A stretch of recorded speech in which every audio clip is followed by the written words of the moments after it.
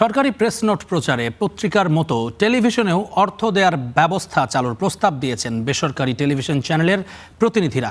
তথ্য সচিবের সঙ্গে টেলিভিশন ও পত্রিকার প্রতিনিধিদের মতবিনিময় সভায় তারা বলেন, সরকারি প্রেস নোট আর বিনামূল্যে নয়, বরং নীতিমালা অনুযায়ী নির্ধারিত মূল্যের বিনিময়ে প্রচার করা উচিত।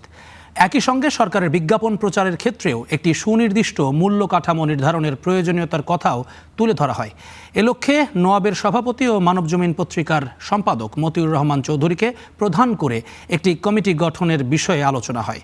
সভায় তথ্য ও সম্প্রচার মন্ত্রণালয়ের পক্ষ থেকে জানানো হয়, সরকারি নির্দেশনা, বার্তা, কন্টেন্ট, বিজ্ঞাপন ও অনুষ্ঠান টেলিভিশন এবং পত্রিকায় যথাযথভাবে প্রচার করাটা জরুরি। তথ্য সচিব এ সময় আবহাওয়া বার্তা, সরকারি প্রেস নোট এবং বিশেষ জরুরি বার্তা সহ সরকারিভাবে দেওয়া সব ধরনের তথ্য গুরুত্ব সহকারে প্রচার প্রসারের জন্য গণমাধ্যমের প্রতি অনুরোধ জানান।